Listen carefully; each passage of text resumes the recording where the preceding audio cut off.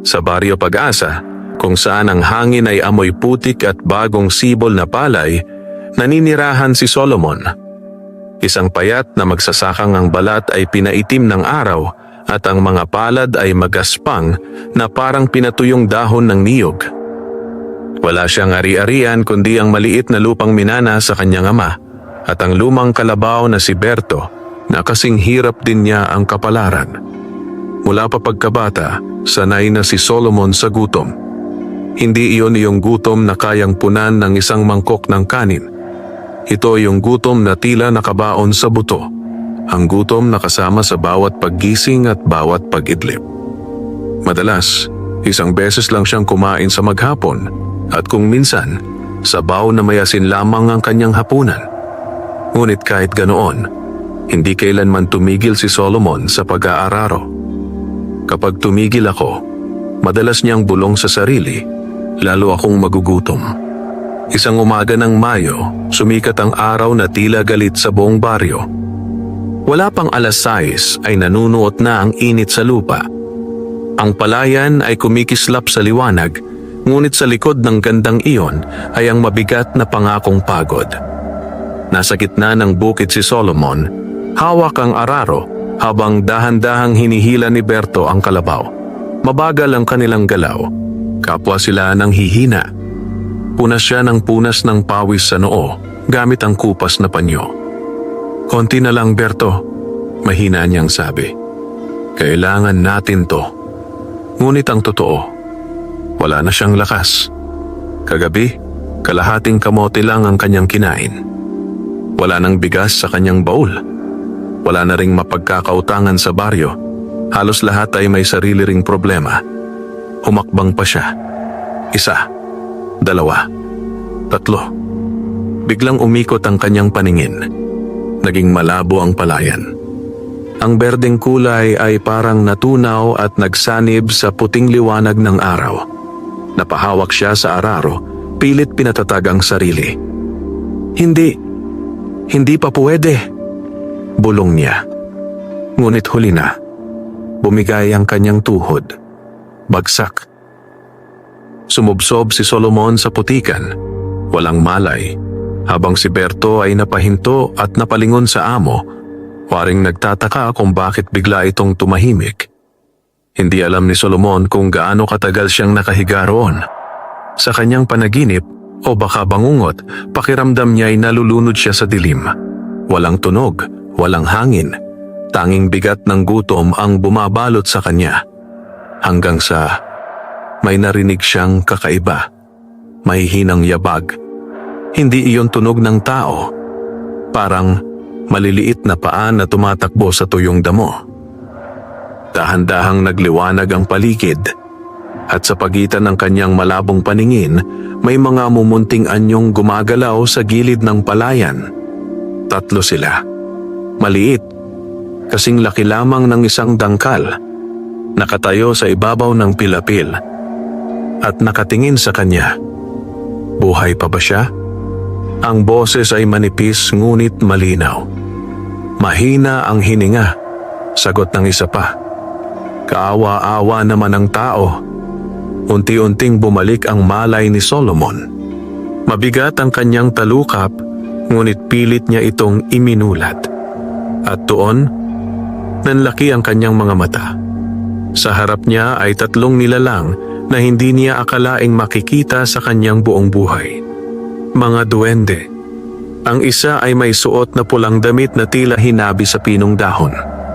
Ang isa naman ay kulay berde ang balabal, at ang pangatlo, ang mukhang pinakamatanda, ay nakasuot ng kupas na kayumangging kasuotan at may hawak na maliit na baston. Napasinghap si Solomon. Anong? Naputol ang kanyang salita nang biglang kumulo ang kanyang sikmura. Gutom. Mas matindi kaysa kanina. Napapikit siya sa sakit. Lumapit ang pinakamatandang duwende. "Huwag kang matakot, Solomon," sabi nito sa tinig na banayad ngunit may bigat. "Matagal ka na naming pinagmamasdan." Napatitig si Solomon, hirap pa ring igalaw ang katawan. "Ako ba'y nananaginip?" Paus niyang tanong. Ngumiti ang duwende. Kung panaginip ito, sabi nito, matagal ka nang hindi magigising. Tumahimik ang paligid. Tanging huni ng kuliglig at mahinang ihip ng hangin sa palayan ng maririnig. Dahan-dahang umupo ang matandang duwende sa tabi ng kanyang ulo. Nagutom ka na naman, bulong nito. Hindi na napigilan ni Solomon ang mapaluha. Isang patak. 2. Oo, mahina niyang sagot. Pero kailangan kong magtrabaho. Wala akong ibang aasahan. Nagkatinginan ang tatlong duwende. At sa sandaling iyon, may kakaibang lungkot na dumaan sa kanilang maliliit na mukha. Maraming tao ang dumaraan dito, sabi ng duwendeng nakaberde. Pero ikaw lang ang hindi tumigil kahit halos bumigay na ang katawan mo. Tumango ang matanda. Hindi ka sakim, hindi ka tamad, hindi ka rin masama ang puso. Lumunok si Solomon, hindi alam kung matatakot o aasa. Titulungan niyo ba ako? Mahina niyang tanong, halos pabulong. Sandaling nanahimik ang matandang duwende. Pagkatapos, marahang ngumiti ito. At doon magsisimula ang pagbabago ng iyong kapalaran, Solomon ng Baryo Pag-asa. Biglang umihip ang malamig na hangin sa gitna ng mainit na tanghali. At sa unang pagkakataon sa mahabang panahon, nakaramdam si Solomon ng kakaibang pag-asa. Dahan-dahang namulat si Solomon sa malamig na haplos ng hangin na tila hindi bagay sa tindi ng sikat ng araw sa ibabaw ng palayan. Kanina lamang ay halos hindi na siya makahinga sa init at gutom, ngunit ngayon may kakaibang ginhawang gumagapang sa kanyang dibdib. Nanatili pa rin sa kanyang harapan ang tatlong duwende. Hindi sila naglaho. Hindi rin siya nagising sa sariling kubo. Ibig sabihin, totoo ang lahat. Napasinghap si Solomon at pilit na bumangon, ngunit agad siyang napangiwi. Nangihina pa rin ang kanyang katawan. Huwag kang magmadali, mahinahong sabi ng matandang duwende. Hindi pa lubusang bumabalik ang lakas mo. Lumunok si Solomon. Ang kanyang sikmura ay muling kumulo. Malakas, mahaba at nakakahiya. Parang narinig ng buong palayan. Napayuko siya sa hiya. Patawad, bulong niya. Ngunit sa halip na pagtawanan siya, naglabas ng munting supot ang duwendeng nakaberde. Kasing liit lamang iyon ng kamao ng bata at yari sa tila pinatuyong dahon. Ibinigay iyon sa kanya. Buksan mo, sabi nito. Nag-alinlangan si Solomon, ngunit dahil sa matinding gutom, agad niyang sinunod. Dahan-dahan niyang binuksan ang supot at nanlaki ang kanyang mga mata. Sa loob ay may 3 pirasong puting-puting kanin at isang maliit na hiwa ng inihaw na isda. Hindi iyon marami. Ngunit sa amoy pa lamang, napaluha si Solomon. Ilang araw na siyang hindi nakakatikim ng ganitong pagkain. Para sa iyo? Sabi ng duwendeng nakapula. Kumain ka muna. Hindi na siya nag-atubili. Mabilis ngunit may paggalang niyang isinubo ang kanin. Sa unang subo pa lamang, tila may init na kumalat sa kanyang katawan. Hindi iyon basta kabusugan. May kakaibang lakas na unti-unting bumabalik sa kanyang mga kalamnan. Napapikit siya habang ngumunguya. Para siyang batang muling pinakain matapos ang mahabang gutom. Ilang sandali lang ay naubos niya ang laman ng supot. Napahinga siya ng malalim. Salamat, paos, ngunit taos niyang sabi. Nagkatinginan ang 3 duwende.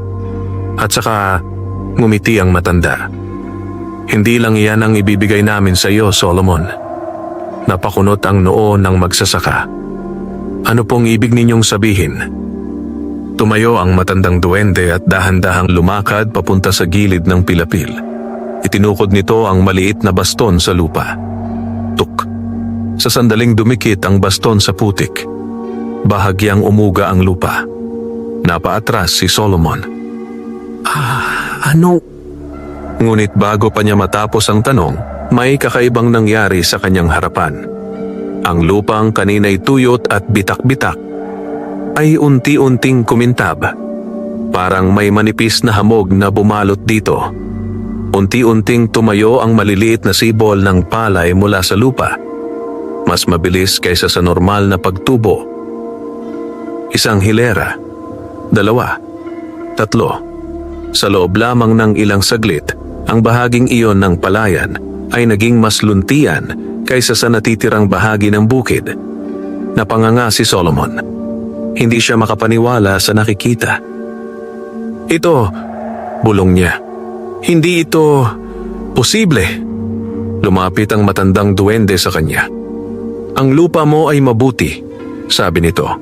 Ang puso mo rin. Tumitig si Solomon. Pero mahina ang iyong katawan at kapalaran, dugtong ng duwende. Kaya narito kami. Napalunok ang magsasaka. Tutulungan niyo po ba akong umunlad? Muling nagkatinginan ang tatlong duwende. Ngunit sa pagkakataong ito, may seryoso anyo sa kanilang mga muka. Tutulungan ka namin, sabi ng matanda. Ngunit may kapalit ang bawat biyaya. Parang may malamig na tubig na ibinuhos sa likod ni Solomon. Kapalit? Tumango ang duwende. Hindi namin hinihingi ang ginto, hindi rin ang lupa mo. Bahagyang lumuwag ang dibdib ni Solomon. Kung ganon po, ano ang nais ninyo? Sandaling tumahimik ang paligid. Humuni ang hangin sa ibabaw ng palayan. At saka, marahang nagsalita ang matandang duwende. Kapag dumating ang araw na hihingin namin ang iyong tulong, hindi ka maaaring tumanggi. Napatitig si Solomon. Hindi niya alam kung bakit. Ngunit may kakaibang bigat ang pangungusap na iyon. Para bang may lihim na nakatago sa likod nito. Gayunman, naalala niya ang gutom. Ang walang laman na baul. Ang mga gabing halos hindi siya makatulog sa panghihina. Mariin siyang lumunok. At kung pumayag ako? Ngumiti ang matandang duwende. Isang ngiting hindi niya lubos mabasa kung mabuti ba o mapanganib. Magbabago ang iyong kapalaran. Mahabang katahimikan ang namagitan sa kanila. Pagkatapos, dahan-dahang tumango si Solomon. Pumapayag ako. Sa mismong sandaling iyon, biglang umihip ang malamig na hangin sa buong palayan. At sa malayo, may kung anong gumalaw sa pagitan ng mga pilapil, isang aninong tila nagmamasid. Ngunit hindi iyon napansin ni Solomon. Hindi pa tuluyang lumulubog ang araw nang maghiwa-hiwalay ang tatlong duwende sa harapan ni Solomon. Ngunit bago sila tuluyang maglaho sa pagitan ng mga damo, muling nagsalita ang matandang duwende. Bukas ng madaling araw, mahinahon nitong bilin, bumalik ka rito sa gitna ng iyong palayan. May ipapakita kami sa iyo. At parang usok na tinangay ng hangin. Naglaho sila. Napatingin si Solomon sa paligid, nananatiling nakaluhod sa putik. Tahimik ang palayan at kung hindi dahil sa lunti ang bahaging tumubo sa harap niya, iisipin niyang nanaginip lamang siya. Dahan-dahan siyang tumayo. Sa kauna-unahang pagkakataon matapos ang mahabang panahon, hindi siya nanginginig sa gutom. May lakas ang kanyang katawan. Hindi man ganap, ngunit sapat upang makauwi siya nang hindi pa suray-suray. Napatingin siya sa langit. Salamat, bulong niya kahit hindi niya tiyak kung kanino. Kinagabihan, bihirang nakatulog si Solomon. Sa kanyang maliit na kubo na yari sa kawayan at pawid, nakahiga siya sa banig ngunit gising ang isip. Paulit-ulit niyang inalala ang mga nangyari. Mga duwende. Mahiwagang pagtubo ng palay. At ang pangako na kanyang binitiwan. May kapalit ang bawat biyaya. Hindi niya alam kung bakit, pero may kung anong bumibigat sa kanyang dibdib tuwing naaalala niya yon. Ngunit sa kabila ng kaba, mas malakas ang pag-asa. Kung uunlad ang bukid, bulong niya sa dilim. Baka hindi na ako muling magutom. Sa wakas, siya'y nakatulog. Bago pa sumikat ang araw, gising na si Solomon. Malamig ang hangin at manipis ang hamog na nakalatag sa palayan. Agad niyang kinuha ang kanyang sombrerong buri at naglakad patungo sa gitna ng bukid. Tahimik ang paligid. Tanging huni ng ibon at mahinang lagaslas ng hangin ang maririnig. Huminto siya sa mismong lugar kung saan siya bumagsak kahapon. "Mga kaibigan?" Mahina niyang tawag, medyo nahihiya pa. Walang sumagot. Kumunot ang noo ni Solomon. "Mga duwende?" Ulit niya. Sandaling katahimikan. Pagkatapos, may marahang kaluskos sa paanan ng pilapil. Napalingon siya. Isa-isa sumulpot mula sa damuhan ng 3 duwende na tila kanina pa naghihintay. "Maaga kang dumating," sabi ng duwendeng nakapula. "Sinunod ko po ang bilin ninyo," sagot ni Solomon. Tumango ang matandang duwende. "Magaling." Lumapit ito sa gitna ng palayan at itinukod muli ang maliit na baston sa lupa. Tuk! Ngunit sa pagkakataong ito, hindi lang bahagyang umuga ang lupa, biglang lumubog ang isang maliit na bahagi ng putikan sa harap ni Solomon. Napaatras siya. "Ano po yan?" Unti-unting bumuka ang lupa, parang may lihim na bungangang nagbubunyag sa ilalim ng palayan.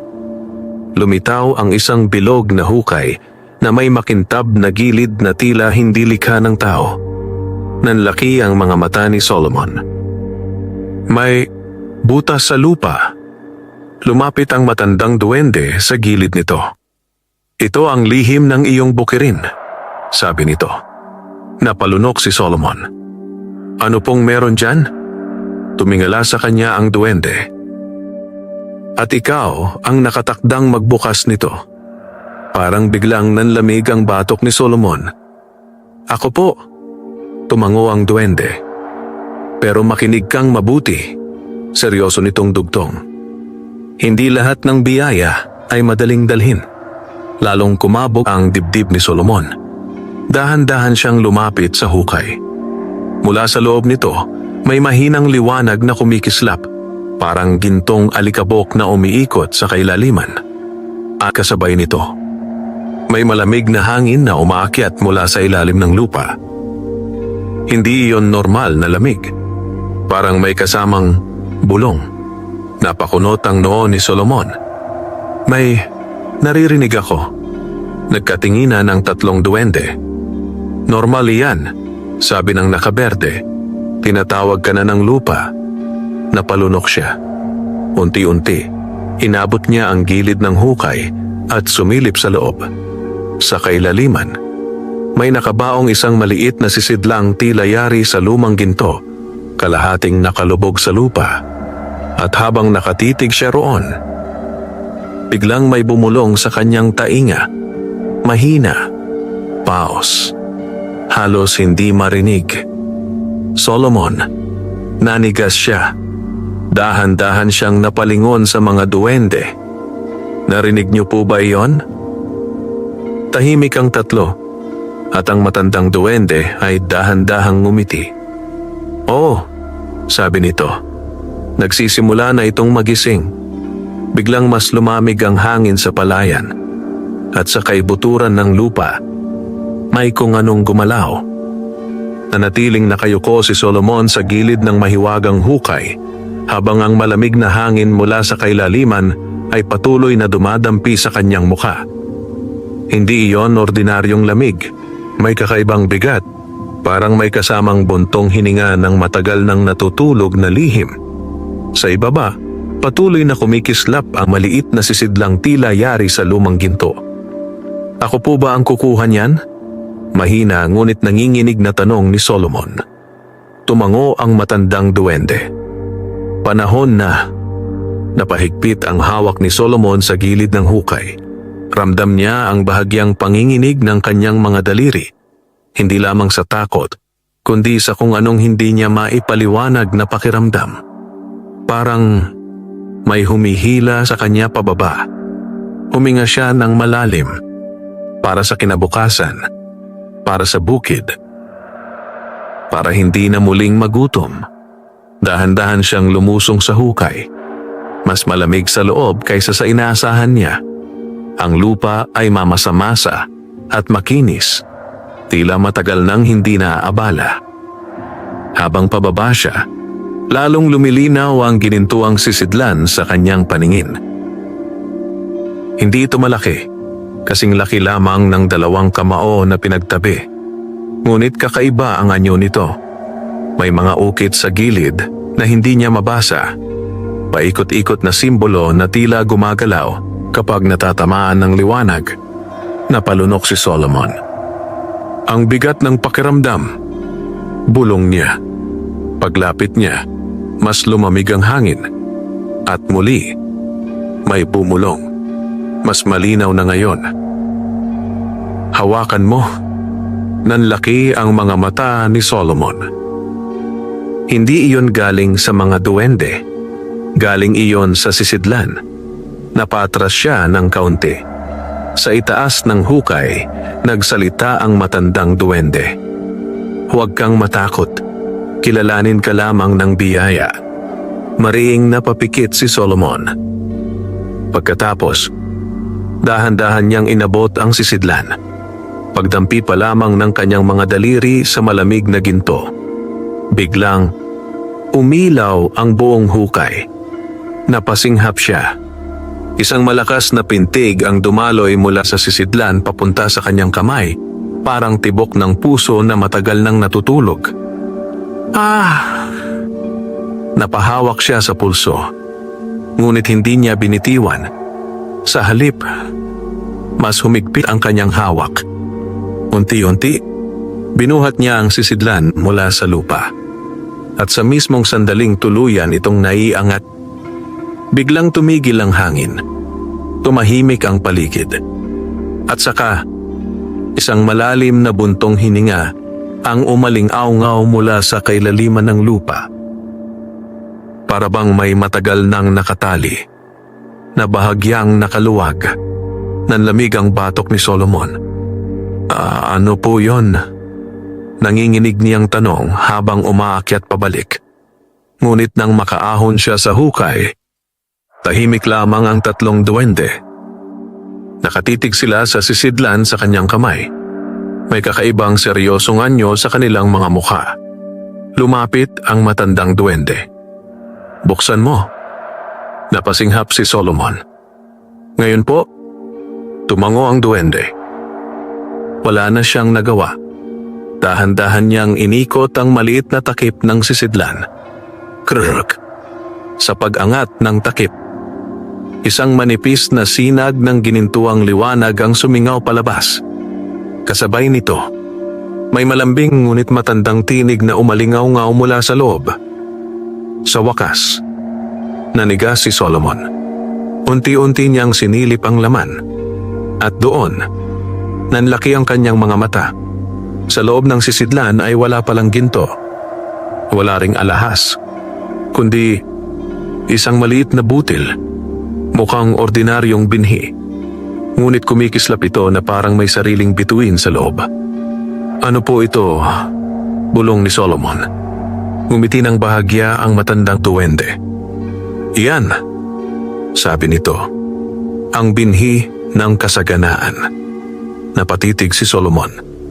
Kapag itinanim mo yan sa puso ng iyong bukirin, dugtong ng duwende, magbabago ang kapalaran ng baryo Pag-asa.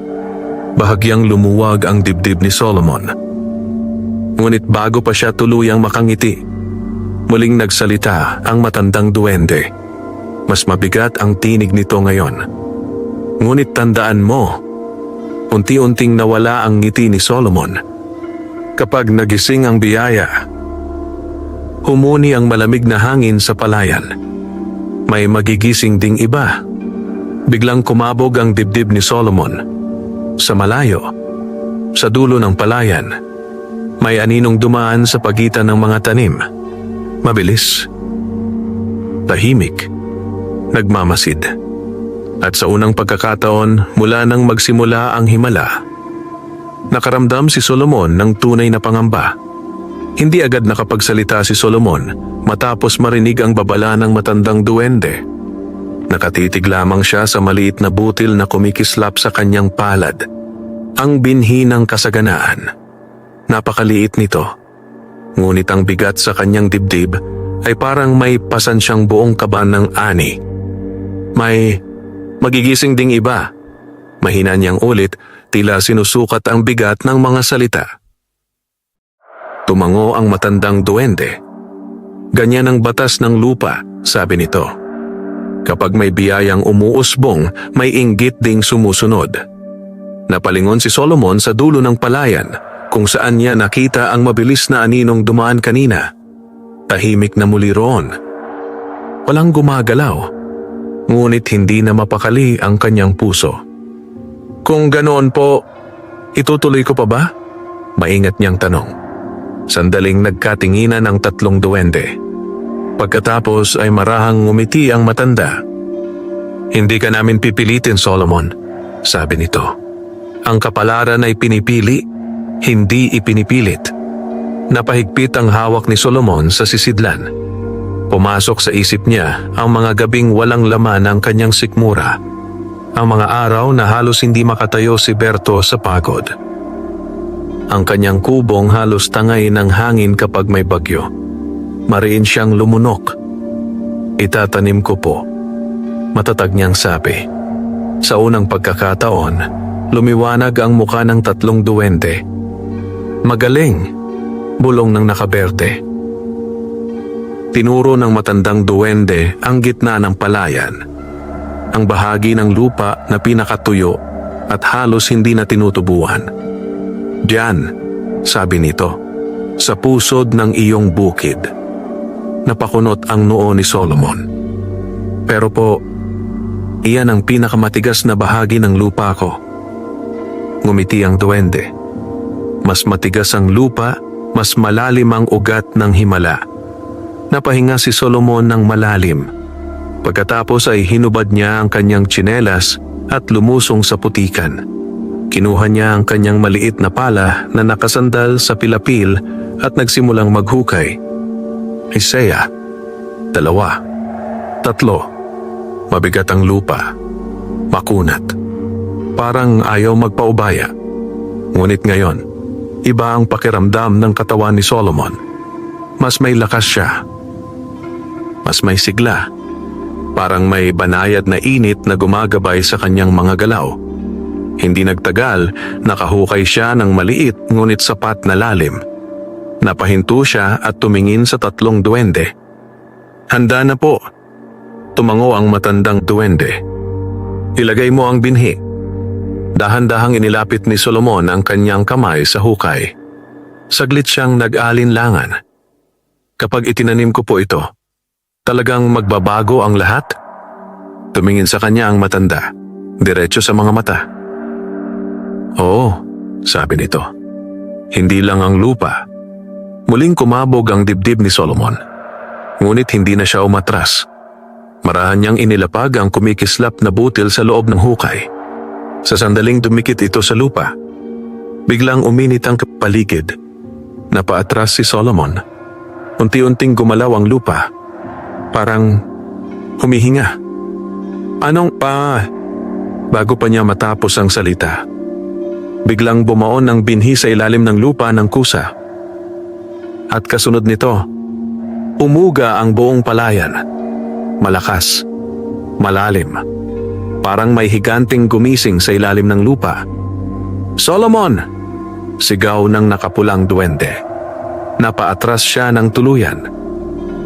Sa mismong lugar na pinagbaunan niya, unti-unting sumibol ang isang manipis na usbong. Ngunit hindi ito ordinaryong palay. Ang dahon nito ay may bahagyang gintong kinang. At habang tumatagal, mabilis itong tumangkad. Isang dangkal, 2, 3. Nanlaki ang mga mata ni Solomon. Diyos ko! Ngunit kasabay ng pag-usbong ng mahiwagang halaman, biglang umihip ang malamig na hangin mula sa dulo ng palayan. Mas malakas kaysa kanina, mas mabigat. Unti-unting nanahimik ang tatlong duwende. Nawala ang kanilang mga ngiti. Dahan-dahang napalingon ang matandang duwende sa malayo. At dumating na nga, mahina nitong sabi. Ang lamig ang batok ni Solomon. Ano po ang dumating? Hindi agad sumagot ang matanda. Sa halip, itinuro nito ang dulo ng palayan. Dahan-dahang napalingon si Solomon. At doon, sa pagitan ng mga tanim, may nakatayong maitim na anyo ng tao. Payat, mahaba ang mga braso, at ang mga mata, kumikislap sa dilim kahit tirik ang araw. Hindi iyon tao. Unti-unting napaatras si Solomon. Di duwende rin po ba siya? Mahina ngunit mabigat ang sagot ng matandang duwende. Hindi. Humuni ang malamig na hangin. At hindi siya naparito para tumulong. Unti-unting ngumiti ang maitim na nilalang sa malayo. At sa unang pagkakataon, naramdaman ni Solomon na ang biyayang kanyang tinanim ay maaaring may kapalit na mas mabigat kaysa sa kanyang inaakala. Nanigas si Solomon sa kinatatayuan. Ang maitim na nilalang sa dulo ng palayan ay hindi gumagalaw, ngunit ramdam na ramdam niya ang bigat ng presensya nito. Parang may malamig na kamay na unti-unting pumipisil sa kanyang dibdib. Humigpit ang hawak niya sa pala. Ano po siya? Mahina niyang tanong. Hindi inaalis ang tingin sa nilalang. Tahimik ang tatlong duwende sa loob ng ilang sandali. Pagkatapos ay nagsalita ang matandang duwende. Mabigat ang tinig. Isa siyang bantay. Napakunot ang noo ni Solomon. Bantay. Ng ano? Ng mga biyayang hindi basta ibinibigay. Sagot ng duwende. Lalong bumilis ang tibok ng puso ni Solomon. Sa malayo, bahagyang gumalaw ang maitim na nilalang. Humakbang ito ng dahan-dahan sa pilapil, tila sinusukat ang pagitan nila. Hindi ito nagmamadali. Parang sigurado sa sarili. Napaatras si Solomon. Lalapit po ba siya? Tumango ang matandang duwende. Oo, dahil nagising mo ang binhi. Unti-unting nagdilim ang paligid kahit mataas pa ang araw. Ang hangin sa palayan ay naging malamig at mabigat, parang may paparating na bagyo. Ang mahiwagang halamang sumibol mula sa lupa ay patuloy na kumikinang sa likod ni Solomon. At tila iyon ang tinititigan ng nilalang. Hindi siya, kundi ang binhi. Makinig ka ng mabuti, Solomon. Mabilis ngunit mahinahong sabi ng matandang duwende. Hindi kanya kayang saktan hanggat hindi ka sumusuko. Napalunok si Solomon. Ano po ang gagawin ko? Lumapit ang duwendeng nakaberde at may iniabot na maliit na piraso ng ugat na nakatali sa pulang sinulid. Ilagay mo ito sa iyong bulsa, sabi nito. Sumunod si Solomon agad. Pagkadikit ng ugat sa kanyang balat, biglang may banayad na init na kumalat sa kanyang dibdib. Parang may panangga. Proteksyon niyan, paliwanag ng nakapulang duwende. Pero tandaan mo, ang tunay na lakas ay manggagaling sa tapang mo. Napahinga ng malalim si Solomon. Sa harap niya, patuloy na lumalapit ang bantay. Ngayon ay mas malinaw na ang anyo nito. Payat na payat. Halos dikit sa buto ang balat. Mahahaba ang daliri. Parang ugat ng patay na puno. At ang mga mata, hindi kumukurap.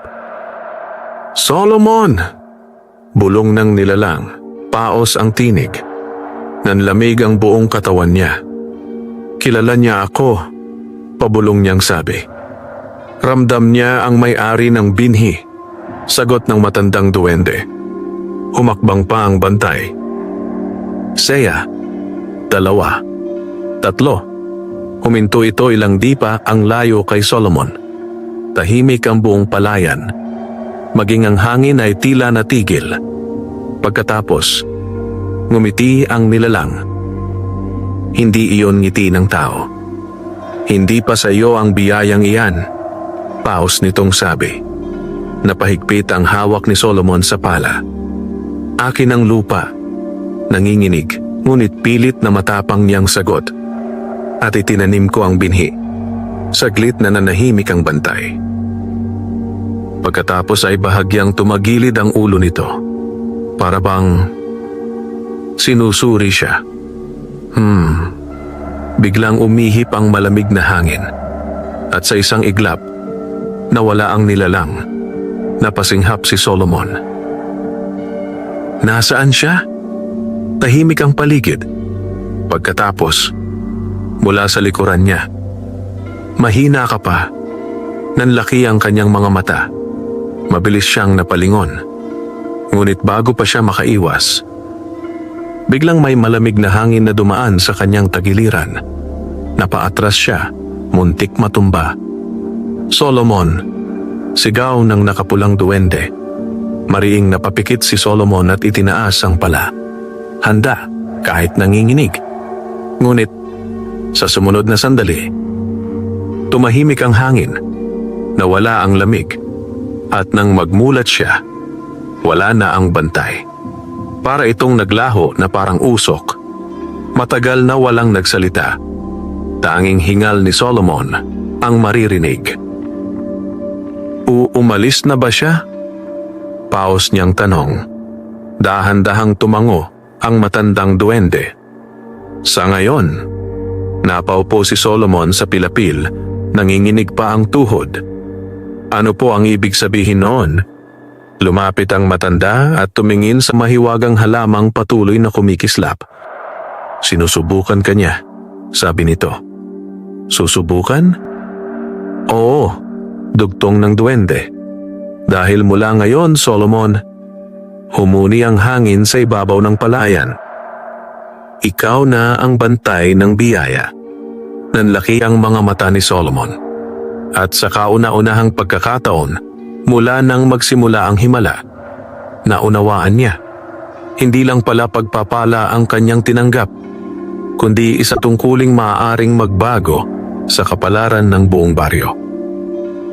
Matagal na nakaupo si Solomon sa pilapil, nakatitig sa mahiwagang halamang may gintong kinang. Ang mga salita ng matandang duwende ay paulit-ulit na umuukil-kil sa kanyang isipan. Ikaw na ang bantay ng biyaya. Hindi niya kailanman inisip na darating ang araw na siya, isang hamak at gutom na magsasaka, ay bibigyan ng ganitong tungkulin. Handa ka na ba, Solomon? Marahang tanong ng matandang duwende. Napalingon siya. Kung tatanungin po ninyo ako, hindi ko po alam. Tapat niyang sagot. Bahagyang ngumiti ang duwende. Magandang sagot. Ang tunay na handa ay iyong marunong umamin na may takot. Napayuko si Solomon. Takot nga ang nararamdaman niya. Hindi dahil sa sarili niyang kapalaran, kundi dahil sa baryo Pag-asa. Kung may mangyaring masama sa mahiwagang binhi, baka mawala rin ang pag-asang kakarampot pa lamang na sumisibol sa kanilang lupa. Huminga siya ng malalim. Anong gagawin ko po bilang bantay? Tumingin ang matandang duwende sa kalangitan, na ngayon ay bahagyang nagdidilim kahit hindi pa dapit hapon. Maghintay. Napakunot ang noo ni Solomon. Maghintay po. Tumango ang duwende. Kapag may biyayang umuusbong, laging may sumusubok na umagaw. Hindi kanya titigilan. Biglang kumabog ang dibdib ni Solomon. Yung nilalang kanina? Oh, sabay-sabay na sagot ng tatlong duwende. Hindi nagtagal, nagpaalam muna ang mga duwende. Babalik kami kapag kinakailangan, sabi ng matanda bago sila muling naglaho sa damuhan. At muli, nag-isa si Solomon sa gitna ng palayan. Ngunit iba na ang pakiramdam ngayon. Hindi na ito ang tahimik na bukid na nakasanayan niya. May kung anong nagmamasid. Hindi niya makita. Ngunit ramdam niya. Kinagabihan, hindi umuwi si Solomon sa kanyang kubo. Sa halip, gumawa siya ng maliit na silungan malapit sa mahiwagang halaman. Pinagtagpi-tagpi niya ang lumang trapal at ilang kawayan upang may masilungan. Habang ginagawa niya iyon, paulit-ulit niyang hinihipo ang maliit na ugat na ibinigay ng duwende sa kanyang bulsa. Mainit pa rin ito. Parang may buhay. "Berto," mahina niyang sabi sa kalabaw na nagpapahinga sa tabi. "Mukhang hindi na magiging normal ang mga araw natin." Tahimik na uminguso ang kalabaw, parang nakakaunawa. Unti-unting lumalim ang gabi. Isa-isang nagsilabasan ang mga kuliglig. At sa gitna ng palayan, ang gintong halaman ay mahinang kumikislap, parang ilaw na gabay sa dilim. Ngunit kasabay nito, may kung anong nagbago sa hangin. Napakunot ang noo ni Solomon. May naamoy siya. Hindi iyon amoy putik. Hindi rin damo. Amoy lumang lupa na matagal nang hindi naarawan. Dahan-dahan siyang tumayo. Napahigpit ang hawak niya sa itak na nakasabit sa kanyang baywang. "Alam kong nandyan ka." Malakas ngunit nanginginig niyang sabi sa dilim. Tahimik ang paligid. Pagkatapos, may mahinang tawa. Mahaba. Pause. Galing sa likod ng palayan. Nanlamig ang batok ni Solomon. Dahan-dahan siyang napalingon. Sa pagitan ng mga tanim, may gumagalaw. Hindi isa, kundi marami. Nanlaki ang kanyang mga mata. Hindi lang siya mag-isa. Bulong niya. Unti-unting lumitaw ang mga anyo sa dilim. Mga aninong payat. Mahahaba ang mga braso. At ang mga mata kumikislap sa gabi. Mula sa gitna ng mga ito, lumabas ang pamilyar na nilalang, ang bantay na nakita niya kanina. Ngunit ngayon, mas malinaw ang ngiti nito. "Sinabi ko na sa'yo," paos nitong bulong. Humigpit ang hawak ni Solomon sa itak. "Ano ang gusto mo?" sigaw niya. Huminto ang nilalang ilang hakbang ang layo. Tumingin ito sa kumikislap na halaman. Pagkatapos ay muling tumitig kay Solomon. "Ang hindi pa sa'yo." Biglang lumakas ang hangin. Nagsayawan ang mga dahon ng palay.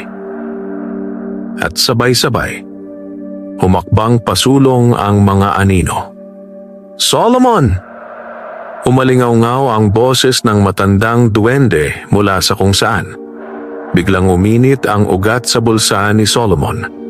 Napapikit siya. Huminga ng malalim. At sa unang pagkakataon bilang bantay, inihanda niya ang sarili.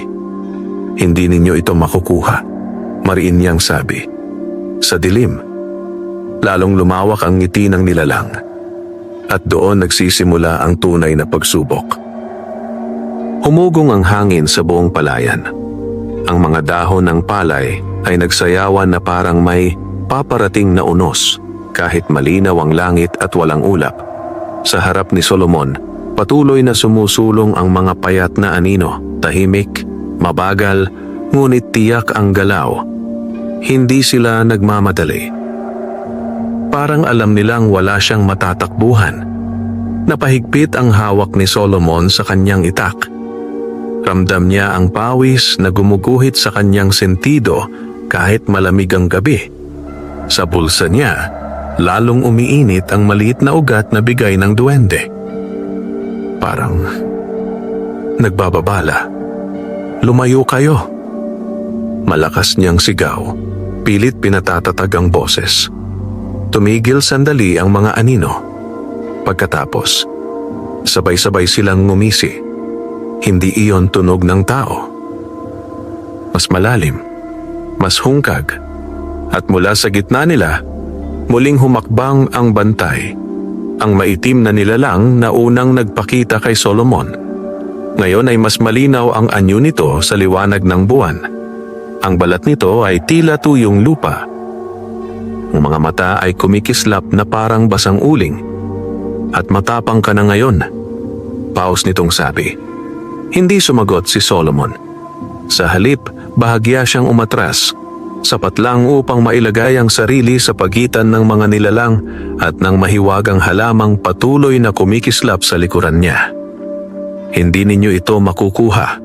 Mariin niyang ulit. Saglit na katahimikan. Pagkatapos, humakbang ang bantay. 1, 2, 3. At sa bawat hakbang nito, mas lumalamig ang hangin. Mas bumibigat ang gabi. Hindi mo pa nauunawaan, tao. Bulong nito. Ang binhing iyan ay hindi basta regalo. Nanikip ang dibdib ni Solomon. Alam ko, sagot niya, kahit may kaba. Pero ako ang napili. Biglang tumigil ang bantay. Tumingin ito sa kanya, diretsyong-diretso. At sa unang pagkakataon, nawala ang ngiti nito. Kung ganoon, paos nitong sabi, patunayan mo. Sa isang iglap, sumugod ang mga anino.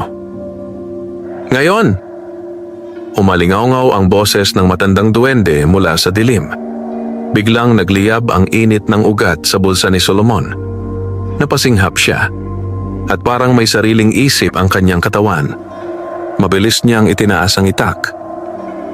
Paglapit ng unang anino, iwinasiwas niya ang talim. Swak! May kumislap na manipis na gintong liwanag mula sa itak. Napaatras ang anino, napahiyaw sa paos na tinig. Nanlaki ang mga mata ni Solomon. Ang itak ko! May basbas na! Sigaw ng duwending nakapula mula sa kung saan. Sumugod ang pangalawang anino. Ngunit ngayon, mas handa na si Solomon. Huminga siya ng malalim. At muling umamba. Sunod-sunod na umatras ang mga anino sa bawat wasiwas niya. Hindi sila tuluyang nawawala. Ngunit hindi rin sila makalapit. Sa gitna ng kaguluhan, nanatiling nakatayo ang bantay. Pinagmamasdan ang laban. Tahimik, mapanuri, parang may hinihintay. Ilang saglit pa ang lumipas. Unti-unting huminto ang mga anino. Napaatras sila sa dilim, waring nasunog sa liwanag na bumabalot kay Solomon. Hingal na hingal ang magsasaka. Pawisan, pagod. Ngunit nakatayo pa rin.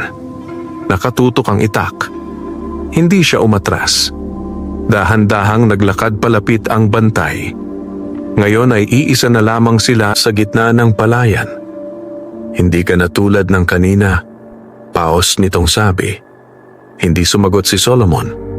Ngunit sa dibdib niya, may kakaibang init na nag-aalab. Hindi na iyon puro takot. May halo ng tapang. Tumigil ang bantay, ilang hakbang ang layo. Tumingin ito sa kumikislap na halaman. Pagkatapos ay bumalik ang tingin kay Solomon. Mahaba ang katahimikan. At saka, marahang tumango ang nilalang.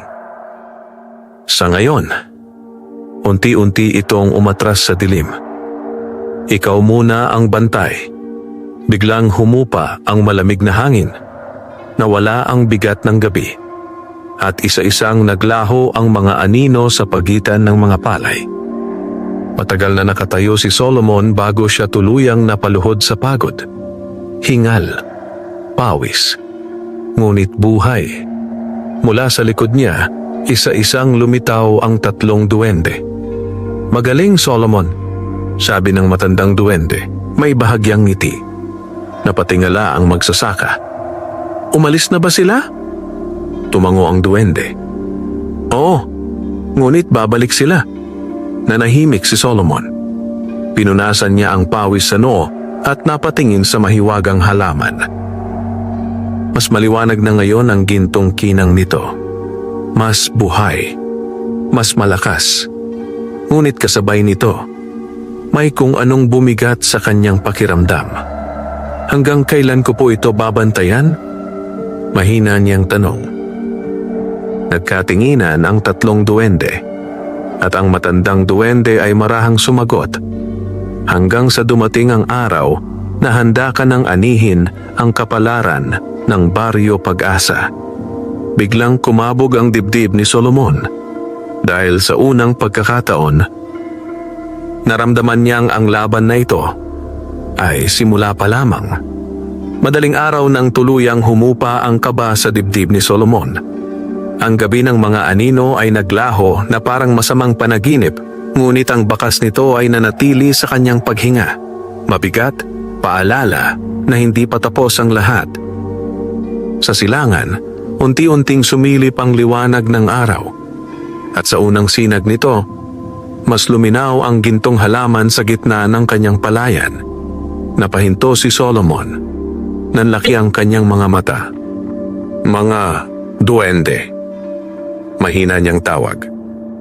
Agad lumitaw ang tatlong maliliit na nilalang sa gilid ng pilapil, tila kanina pa naghihintay sa kanyang mapansin ang pagbabago.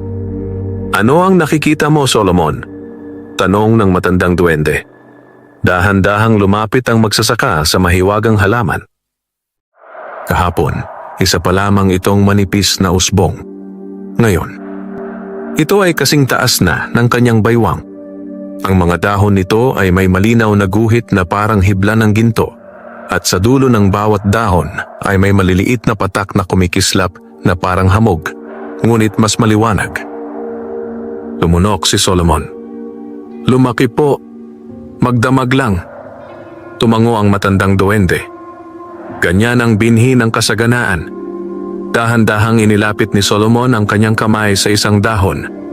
Nang mahawakan niya ito, biglang may banayad na init na dumaloy sa kanyang palad. Hindi nakapapaso, nakagagaan, napapikit siya. Parang binibigyan ako ng lakas. Ngumiti ang duwending nakaberde. "Hindi lang ikaw." Napakunot ang noo ni Solomon. "Ano po ang ibig ninyong sabihin?" Hindi sumagot ang duwende.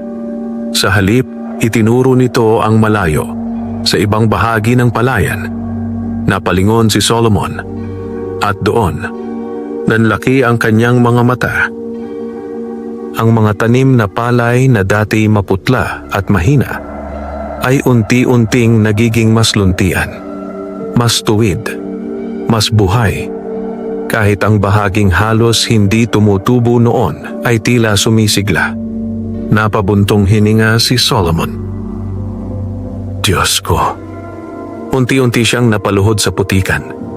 Hindi niya namalayang may luha na palang tumutulo sa kanyang mga mata. "Gumagaling ang lupa ko." Mahinang tumango ang matandang duwende. "At hindi lang ang sayo." Naniga si Solomon. Ano po?" Itinuro ng duwende ang direksyon ng Baryo Pag-asa. Kahit ang mga bukirin sa paligid, unti-unti ring naaabot ng biyaya. Lalong lumaki ang mga mata ni Solomon. "Talaga po?" Tumango ang tatlong duwende. Sa sandaling iyon, may kung anong kumirot sa dibdib ng magsasaka. Hindi takot, hindi kaba, kundi pag-asa na mas malaki kaysa sa sarili niya. Kung ganoon, mahina niyang sabi, baka hindi na magutom ang baryo. Ngunit, hindi ngumiti ang matandang duwende. Sa halip, bahagyang sumeryoso ang mukha nito. At doon nagsisimula ang tunay na panganib. Parang may malamig na tubig na ibinuhos sa likod ni Solomon. "Bakit po?" Tumitig sa kanya ang duwende. Dahil ang biyayang nakikita ay madaling pagkainggitan. Tahimik ang paligid. Humuni ang hangin sa ibabaw ng palayan. At tila sinang-ayunan nito ang babala. Hindi nagtagal, nagsimulang gumising ang Baryo Pag-asa. Sa di kalayuan, may mga magsasakang napahinto sa kanilang gawain. May mga napalingon. May mga nagbulungan. "Hoy, napansin mo ba ang palayan ni Solomon? Parang mas luntian kaysa kahapon. Hindi normal yan." Nanlamig ang batok ni Solomon. Dahan-dahan siyang napalingon sa tatlong duwende. Napansin din nila. "Simula na," mahina nilang sabi. Sa gilid ng palayan, may ilang taong naglalakad palapit. Mga kapwa magsasaka. May halong pagtataka at inggit sa kanilang mga mata. Napahigpit ang hawak ni Solomon sa kanyang itak. At sa unang pagkakataon, naunawaan niya, hindi lang pala mga nilalang sa dilim ang dapat niyang bantayan, kundi pati ang puso ng tao. Hindi na nagtagal bago tuluyang makarating sa gilid ng palayan ni Solomon ang mga taga-baryo. 3 sila, kapwa magsasaka, kapwa pagod sa buhay. Ngunit sa kanilang mga mata ngayon ay may halong pagtataka at lihim na inggit. Solomon! Tawag ng isa, si Mang Doro, ang pinakamatandang magsasaka sa baryo. Ano bang pataba ang ginamit mo rito? Hindi agad nakasagot si Solomon. Sa likod niya, tahimik lamang ang 3 duwende. Nakamasid, naghihintay kung paano niya haharapin ang unang pagsubok mula sa kapwa-tao. Huminga siya ng malalim. Wala po, Mang Doro, maingat niyang sagot. Nag-araro lang ako at nagtiyaga. Nagkatinginan ng mga lalaki. Halatang hindi kumbinsido. Lumapit ang isa pa, si Tano. Kilala sa baryo na madaling mainggit kapag may umaangat. Hindi kami ipinanganak kahapon, Solomon. May bahid ng duda ang tinig nito. Magdamag lang, ganiyan nakalago ang palay mo? Nanahimik si Solomon. Hindi siya pwedeng magsinungaling. Ngunit hindi rin niya pwedeng ilantad ang lihim ng binhi. Sa kanyang bulsa, bahagyang uminit ang ugat na bigay ng duwende. Parang nagpapaalala. Maging matatag. Mang Tano. Dahan-dahan niyang sabi, kung may biyayang dumating, gusto ko sanang makinabang din ang baryo. Napakunot ang noo ng mga lalaki. Anong ibig mong sabihin? Tumayo si Solomon at itinuro ang malawak niyang palayan. Kapag dumating ang anihan, sabi niya, magbibigay ako ng bahagi sa mga kapos. Biglang nanahimik ang hangin. Maging ang 3 duwende ay napatingin sa kanya. Hindi nila inaasahan ang sagot na iyon. Nagkatinginan ang mga magsasaka. Unti-unting nawala ang tigas sa mukha ni Mang Doro.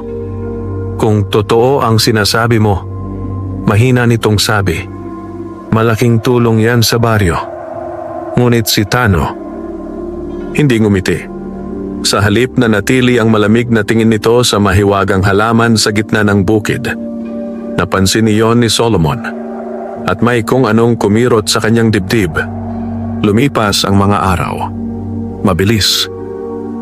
Halos hindi makapaniwala si Solomon sa pagbabago ng kanyang palayan. Ang gintong halaman sa gitna ay lalo pang tumangkad. Ngayon ay lampas na sa kanyang balikat. Sa bawat pagsikat ng araw, mas lumalawak ang sigla ng buong bukid at hindi nagkamali ang mga duwende. Unti-unting gumaganda rin ang ani sa ibang bahagi ng baryo Pag-asa. Mas tumataba ang uhay. Mas lumalakas ang mga punla. Isang umaga, habang tinitingnan ni Solomon ang bukid, marahang lumapit ang matandang duwende sa kanyang tabi. Malapit na ang unang ani, sabi nito. Napatingin si Solomon sa malalayong uhay na unti-unti nang yumuyuko sa bigat. Hindi ko akalaing aabot ako sa ganito, mahina niyang sabi. Tumango ang duwende.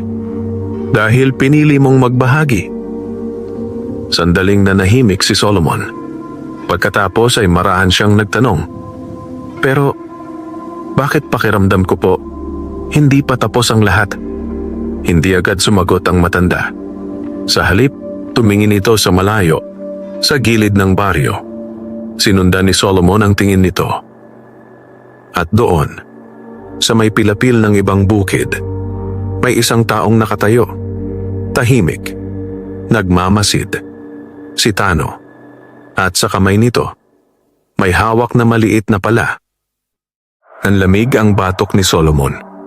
Dahil sa paraan ng pagtitig ni Tano sa gintong halaman, parang hindi ito basta nagtatanong. Parang may binabalak. Marahang nagsalita ang matandang duwende sa tabi ni Solomon. Ang unang ani ng Pag-asa, humuni ang hangin sa ibabaw ng palayan, ay laging sinusundan ng anino ng kasakiman. Unti-unting humigpit ang hawak ni Solomon sa kanyang itak. dahil ramdam na niya. Ang susunod na laban ay hindi na manggagaling sa dilim, kundi sa puso ng tao.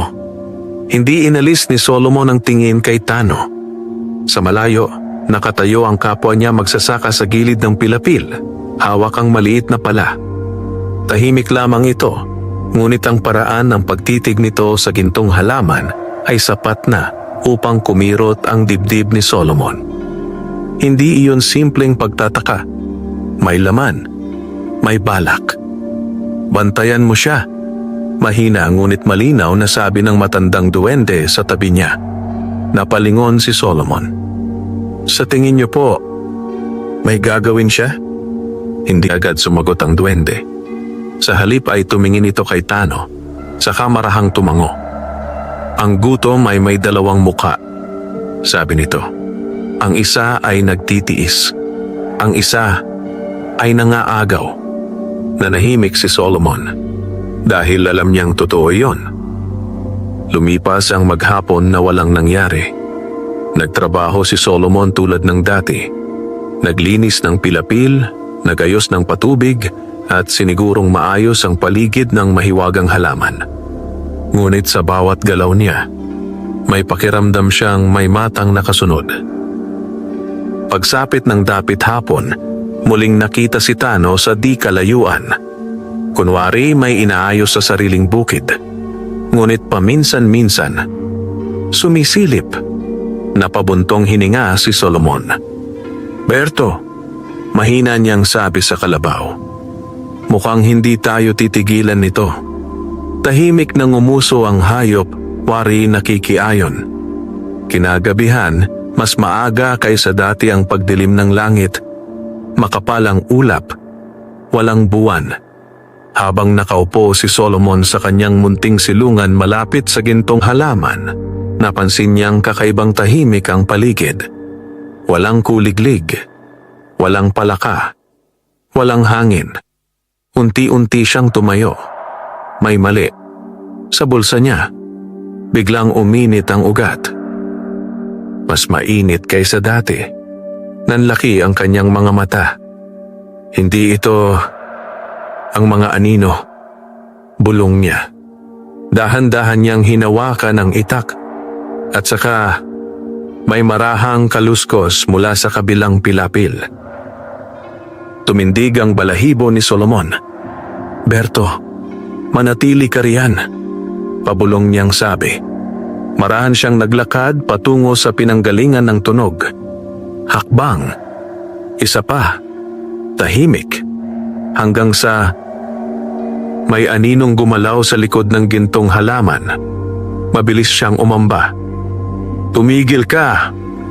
Biglang napahinto ang anino. Sandaling katahimikan. Pagkatapos, may pamilyar na boses na nanginginig. Solomon, ako ito. Nanlaki ang mga mata niya. Tano? Dahan-dahang lumabas sa dilim ang magsasaka. Pawisan. Kabado. Ngunit sa kamay nito, may hawak na maliit na supot. Napakunot ang noo ni Solomon. Anong ginagawa mo rito sa gabi? Hindi agad sumagot si Tano. Sa halip napatingin ito sa gintong halaman. Mas matagal kaysa nararapat. Pagkatapos ay bumalik ang tingin kay Solomon. May gusto sana akong malaman, sabi nito. Mariing napahigpit ang hawak ni Solomon sa itak. Ano yon? Lumunok si Tano. At kung sakali, nag-alinlangan ito. Pwede bang makahingi ng butil mula dyan? Biglang tumahimik ang hangin. Sa likod ni Solomon, bahagyang kumislap ng mas maliwanag ang gintong halaman.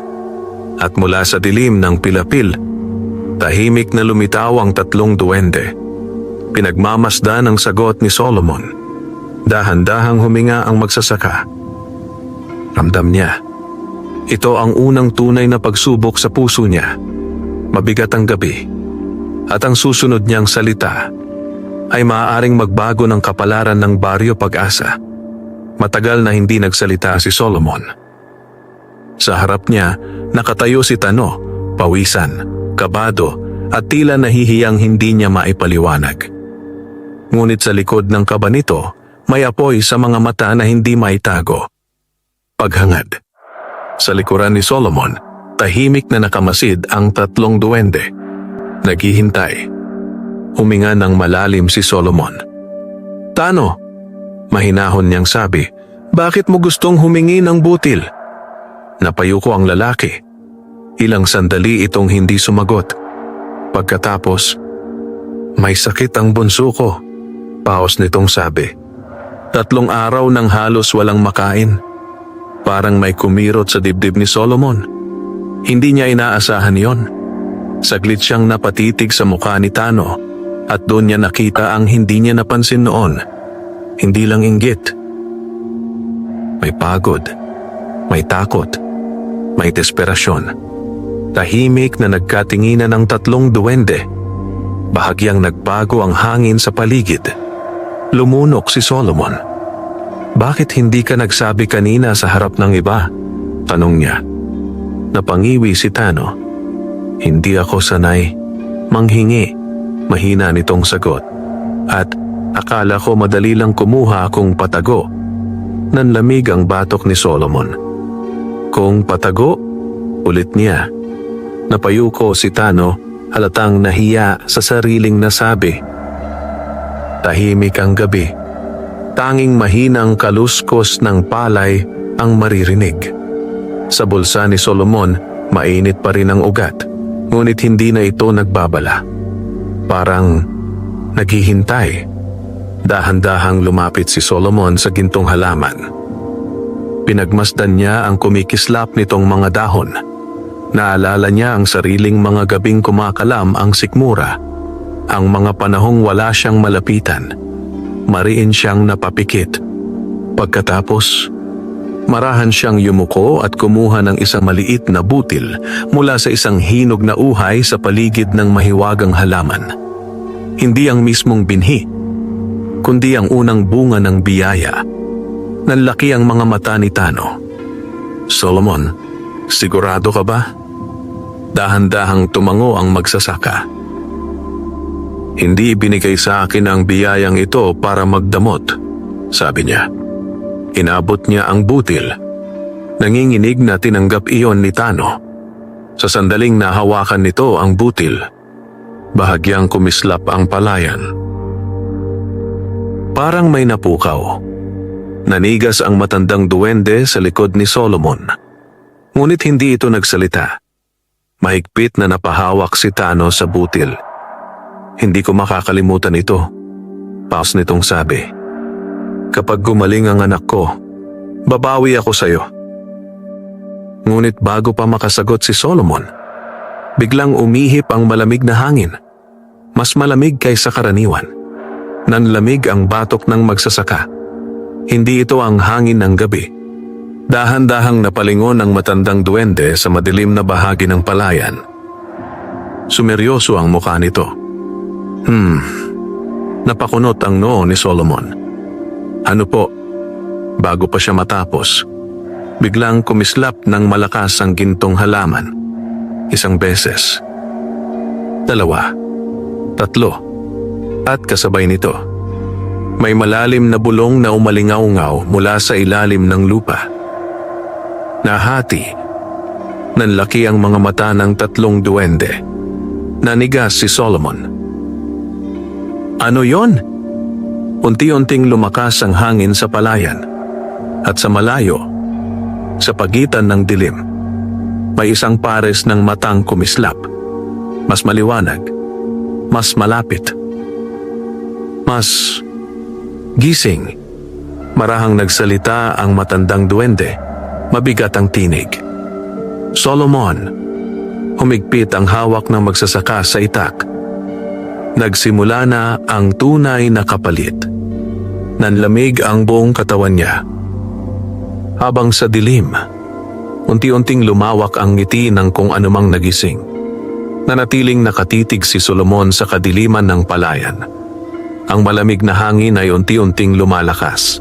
Sumisipol sa pagitan ng mga uhay na tila may dalang babala. Sa kanyang tabi, napahigpit ang hawak ni Tano sa butil na ibinigay sa kanya. Ngunit kapansin-pansin ang panginginig ng kanyang mga kamay. Ano yon? Paos na tanong ni Tano. Hindi agad sumagot si Solomon. Dahil ramdam niya, may nagbago. Hindi tulad ng unang pagdating ng mga anino. Ito ay mas malalim, mas mabigat. Sa likod nila, ang tatlong duwende ay sabay-sabay na tumingin sa lupa sa paanan ng gintong halaman. At sa unang pagkakataon, may bahid ng pag-aalala sa mukha ng matandang duwende. Hindi ito maganda, mahina nitong sabi. Nanlamig ang batok ni Solomon. Bakit po? Hindi pa sumasagot ang duwende nang biglang umuga ang lupa. Malakas. Malalim. Napaatras si Tano at napaupo sa putikan. Ano yan? Muling umuga ang lupa, ngunit sa pagkakataong ito, nakasentro sa paligid ng mahiwagang halaman. Ang mga dahon nitong may gintong kinang ay biglang nagsayawan kahit walang hangin. At mula sa ilalim ng lupa, may mabagal na tunog, parang may kumakaladkad. Nanlaki ang mga mata ni Solomon. May umaakyat. Unti-unting bumuka ang lupa ilang dipa mula sa gintong halaman. Hindi tulad ng naunang hukay. Mas malaki ito, mas madilim, at mula sa loob, may sumingaw na malamig na usok na amoy lumang kuweba. Napaatras si Solomon, itinaas ang itak. Lumayo kayo! Sigaw niya kay Tano. Ngunit nanigas ang magsasaka. Hindi makagalaw. Hindi makapagsalita. Sa gitna ng usok, may gumalaw. Una ay isang mahabang daliri. Payat. Maputla. Parang ugat na hinugot mula sa kailaliman. Kasunod nito, isang kamay. Pagkatapos, unti-unting umangat ang isang anyo mula sa lupa. Mas malaki kaysa sa mga anino noon. Mas buo. Mas buhay. Nanlaki ang mga mata ni Solomon. Hindi na ito basta bantay. Ang nilalang sa harap nila ay may anyong halos tao. Ngunit ang balat ay parang basag-basag na lupa. Ang mga mata, kumikislap na parang apoy na nakabaon sa hukay. At ang bibig, unti-unting ngumiti. Nahati ang biyaya.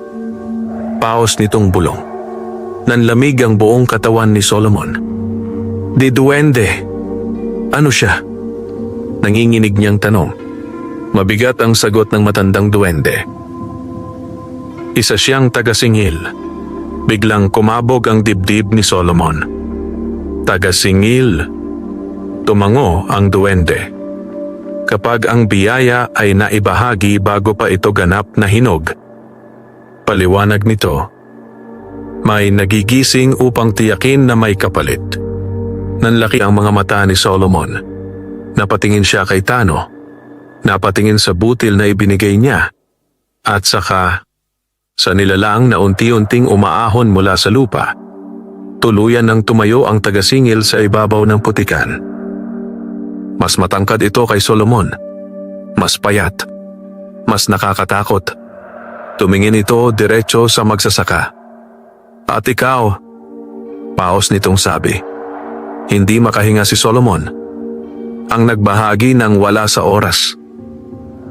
Humigpit ang hawak niya sa itak. Ano ang gusto mo? Pilit niyang tanong. Unti-unting lumawak ang ngiti ng nilalang. Hindi ito sumagot agad. Sa halip, dahan-dahan itong itinuro si Tano. Nanigas ang magsasaka. Ang anak ko! Nanginginig nitong bulong. Pagkatapos, bumalik ang tingin ng tagasingil kay Solomon. At sa malamig na tinig nito sinabi, ang bawat biyaya ay may katumbas. Biglang uminit ang ugat sa bulsa ni Solomon. Ngunit ngayon, parang nagbababala ng mas malakas. Humuni ang hangin at naramdaman ni Solomon ang laban na darating ay hindi na basta pagtataboy, kundi paniningil. Nanatiling nakatayo si Solomon sa harap ng tagasingil. Ang hangin sa palayan ay tila nanigas sa bigat ng presensya ng nilalang. Sa likuran niya, nanginginig si Tano, mahigpit ang hawak sa butil na ibinigay sa kanya. Ngunit ngayon ay parang mainit iyon sa kanyang palad. At ikaw, muling bulong ng tagasingil, ang tinig ay parang kumakalansing na bato sa ilalim ng lupa. Ang nagbahagi ng wala sa oras. Humigpit ang panga ni Solomon. Hindi siya umatras. Kung may mali man akong nagawa, matatag ngunit may kaba niyang sabi, ako ang mananagot. Huwag mong idamay ang iba. Nanlaki ang mga mata ni Tano. Solomon. Itinaas ni Solomon ang kamay, pinapatahimik siya. Sa gilid, tahimik ngunit alerto ang tatlong duwende. Ang matandang duwende ay nakatitig sa tagasingil. Parang matagal na nila itong kilala. Unti-unting ngumiti ang nilalang. Matapang, paos nitong sabi. Ngunit ang batas ay hindi naaawa. Biglang lumamig ang hangin. Sa paligid ng kanilang mga paa, ang lupa ay bahagyang nagbitak, parang may kumikilos sa ilalim. Nanlaki ang mga mata ni Solomon. Ano ang kapalit na gusto mo? Mariin niyang tanong. Mahabang katahimikan ang lumipas. Pagkatapos, dahan-dahang itinaas ng tagasingil ang isang mahabang daliri at itinuro. Hindi ang halaman, hindi ang butil, kundi si Solomon. Nanlamig ang kanyang batok. Isang bantay para sa isang biyaya, pulong ng nilalang. Kung nahati ang ani, hahatiin din ang lakas. Napakunot ang noo ni Solomon. Hindi ko naiintindihan. Ngunit bago pa siya matapos, biglang umilaw ang gintong halaman. Malakas, nakakasilaw, at kasabay nito, may kung anong humigop sa kanyang dibdib. Napahawak si Solomon sa puso. Pakiramdam niya ay may hinahatak mula sa kanyang loob. Hindi dugo, hindi hininga, kundi lakas. Solomon! Sigaw ng matandang duwende. Napaupo sa lupa ang magsasaka, hingal na hingal. Ramdam niya, may bahagi ng kanyang sigla ang unti-unting nababawasan. Unti-unting humupa ang liwanag. At nang maglaho ito, napansin ni Solomon ang pagbabago. Ang gintong halaman ay bahagyang kumupas ang kinang at ang tagasingil, mas maliwanag ang mga mata, mas buo ang anyo. Nanlaki ang mga mata ng tatlong duwende. Hinati niya ang bisa, bulong ng nakaberde. Hingal na hingal si Solomon. Ano ang ginawa mo sa akin? Paos niyang tanong. Unti-unting ngumiti ang tagasingil. Binayaran mo ang unang utang. Biglang kumabog ang dibdib ni Solomon. Uutang? Tumango ang nilalang. Bawat butil na naibahagi bago ang takdang panahon ay may kabayaran. Napatingin si Solomon kay Tano. Nanginginig ang magsasaka, halos hindi makatingin sa kanya. Hindi ko alam, bulong nito. Hindi ko alam na... Tumahimik ka. Mahina ngunit hindi galit na sabi ni Solomon. Pagkatapos ay muli siyang tumingin sa tagasingil. Kung may natira pang utang, sabi niya, pilit na tumatayo. Ako ang sisingilin mo. Sandaling nanahimik ang nilalang. Tila sinusukat ang kanyang tapang. Pagkatapos, marahang tumango ang tagasingil. May natitira pa. Nanlamig ang hangin. At babalikan kita kapag handa na ang ani. Sa isang iglap, naglaho ang nilalang sa malamig na usok. Matagal bago nakahinga ng maayos si Solomon. Parang may bahagi ng kanyang katawan na biglang tumanda. Napaupo siya sa putikan. Sa tabi niya, dahan-dahang lumapit ang matandang duwende. Solomon, mahinahon nitong sabi. Hindi ko siya pagsisisihan. Agad niyang putol, kahit pagod ang boses. Kung may batang mabubuhay dahil doon, tatanggapin ko. Tahimik ang tatlong duwende. Pagkatapos, bahagyang ngumiti ang matanda. Mas mabigat ang landas na pinili mo, sabi nito. Unti-unting napatingin si Solomon sa gintong halaman.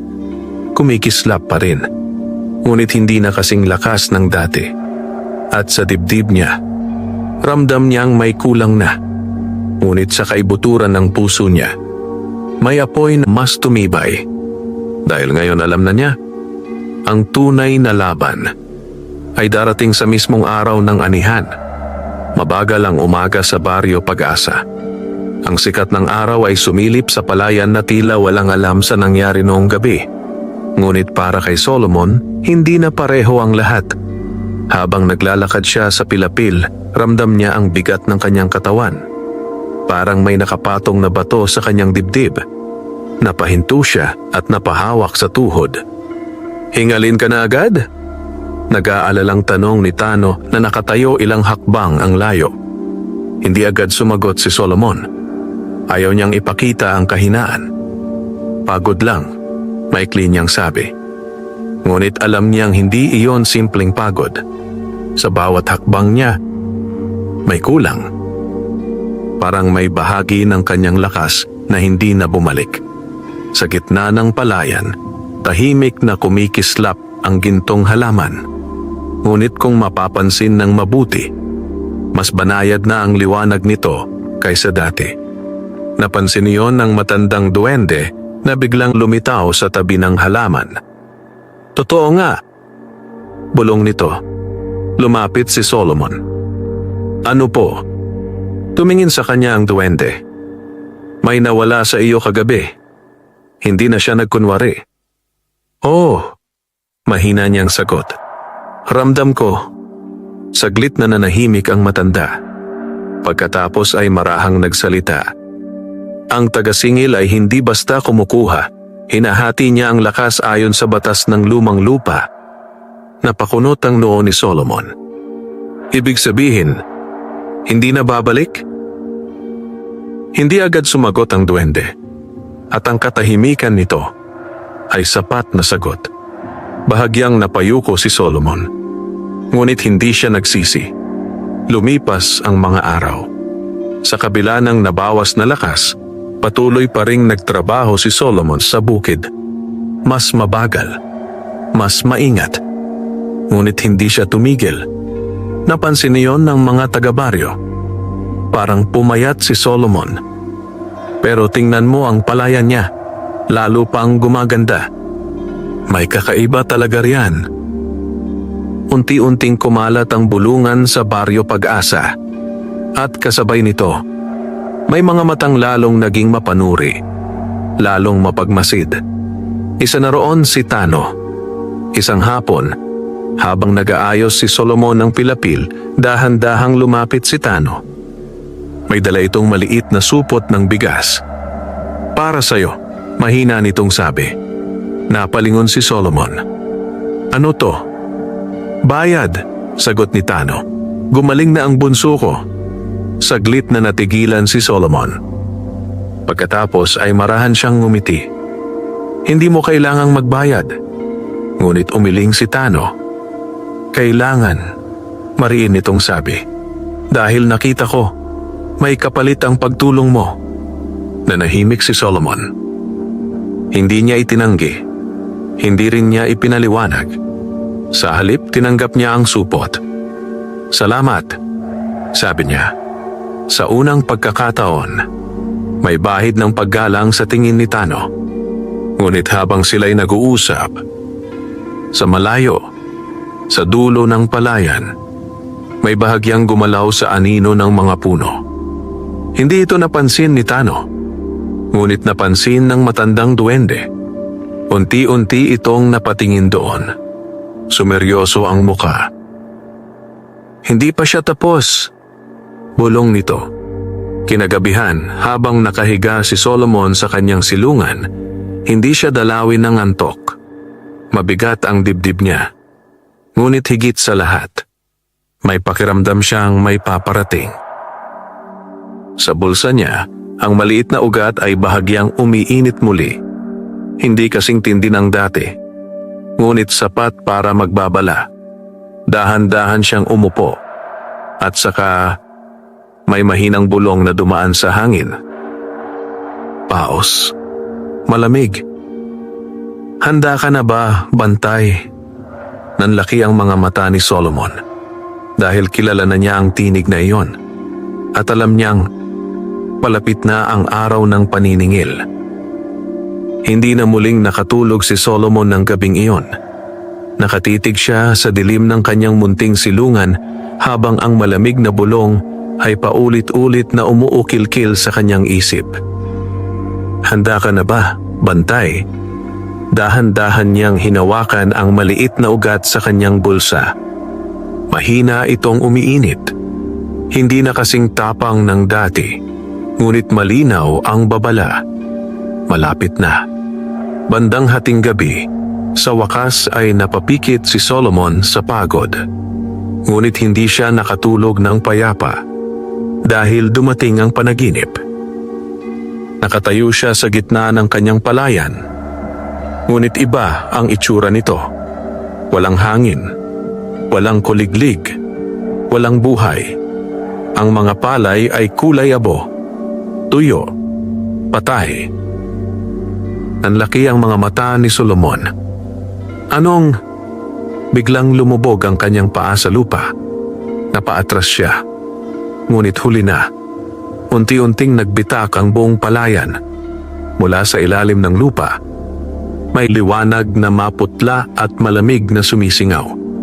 Kasabay nito, may mabagal na yabag na papalapit. Hindi siya lumingon. Alam na niya kung sino iyon. Bantay. Paos na bulong mula sa likuran. Mariing napapikit si Solomon. Pagharap niya, nakatayo ang taga-singil. Ngunit ngayon, mas buo ang anyo nito. Mas matangkad. At ang mga mata, mas maliwanag kaysa dati. Nanikip ang dibdib ni Solomon. Panaginip lang ito, pilit niyang sabi. Unti-unting ngumiti ang nilalang. Hindi lahat ng panaginip ay kasinungalingan. Biglang umihip ang malamig na hangin. Sa paligid nila, ang tuyong palayan ay unti-unting nadurog, parang abo na tinatangay ng hangin. Nanlaki ang mga mata ni Solomon. Ano ang ginagawa mo? Hindi sumagot ang taga-singil. Sa halip, itinaas nito ang isang kamay at itinuro ang lupa sa ilalim ni Solomon. Biglang kumabog ang dibdib niya. Sa paanan niya, unti-unting may tumutubong manipis na usbong. Ngunit hindi ito gintong halaman. Kulay abo. At ang mga dahon, parang may bitak. Nanlamig si Solomon. Ano yan? Mahina ang sagot ng taga-singil. Ang kabayaran na hindi mo pa nakikita. Sa isang iglap, nagising si Solomon. Hingal na hingal. Pawis na pawis. Madilim pa ang paligid, ngunit ang unang tilaok ng manok ay maririnig na sa malayo. Napahawak siya sa dibdib. Mabilis ang tibok ng puso. Panaginip lang, bulong niya. Ngunit bago pa siya tuluyang kumalma, napansin niya ang kakaiba.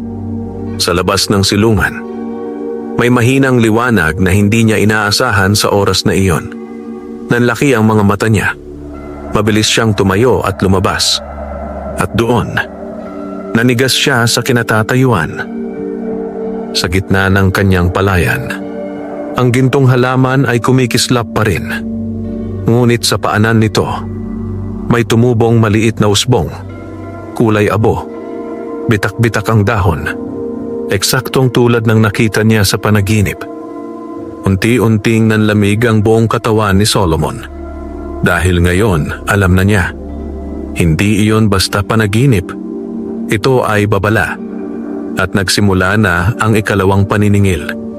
Nanatiling nakatitig si Solomon sa paanan ng gintong halaman.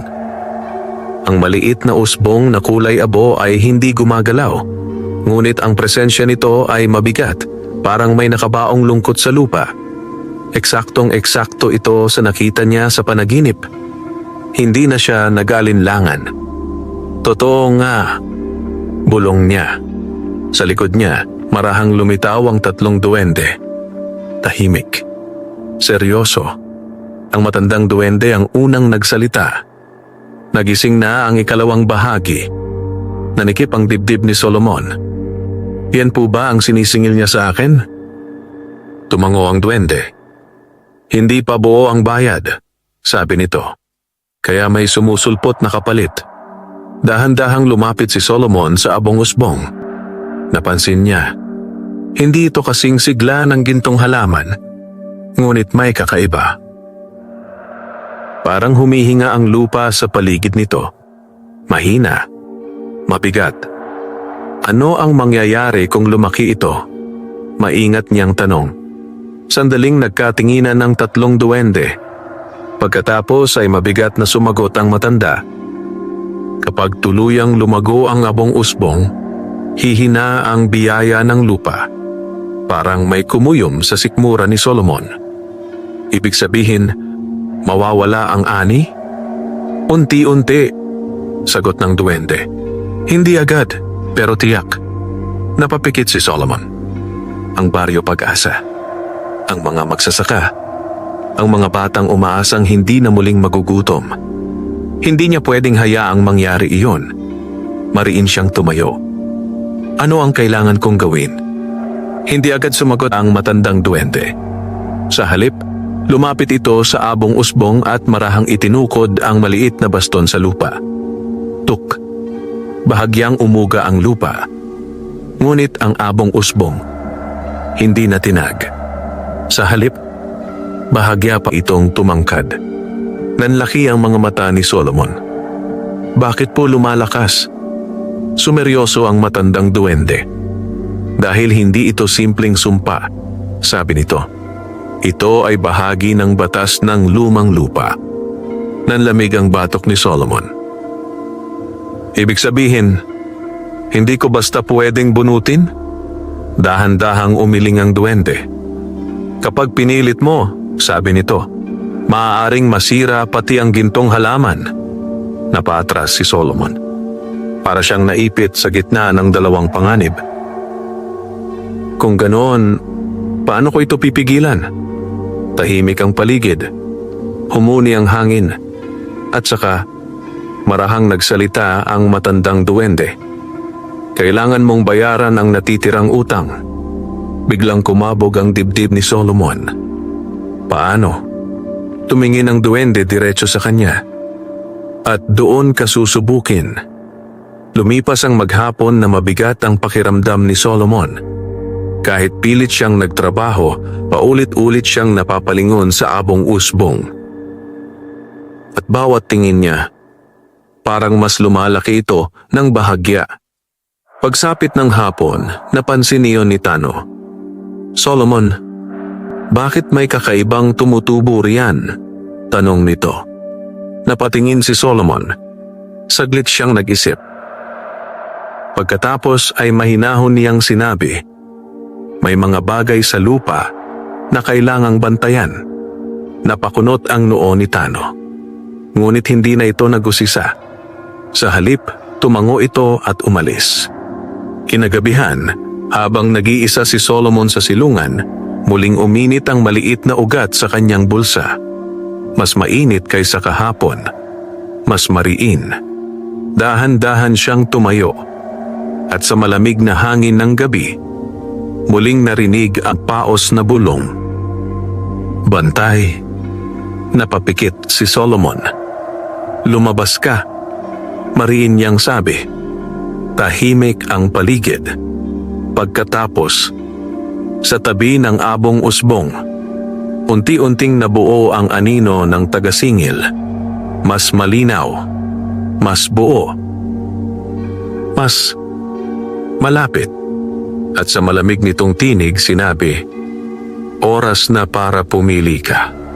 Nanigas si Solomon dahil ramdam niyang Ang susunod niyang pasya ay may kapalit na hindi na basta lakas lamang. Tahimik ang buong palayan. Tanging ang malamig na presensya ng taga-singil ang bumabalot sa paligid. Sa paanan ng gintong halaman, bahagyang kumikislap ang abong usbong. Tila nakikinig sa bawat salitang bibitawan. Nanatiling nakatayo si Solomon. Hindi siya umatras, ngunit ramdam niya ang kabog ng kanyang dibdib. Anong ibig mong sabihin? Pumili? Mariin niyang tanong. Unti-unting umangat ang ulo ng taga-singil. Ang mga mata nito ay nagningning na parang baga sa dilim. Ang biyaya ay nahati, paos nitong sabi, kaya kailangan ng kabuuan. Nanikip ang dibdib ni Solomon. Ano ang kukunin mo? Sandaling katahimikan. Pagkatapos, dahan-dahang itinuro ng taga-singil ang dibdib ni Solomon. At ikaw ang kulang. Nanlamig ang kanyang buong katawan. Hindi ko naiintindihan. Lumapit ang nilalang, hindi nagmamadali. Sa bawat hakbang nito, mas lumalamig ang hangin. May 2 landas, bulong nito.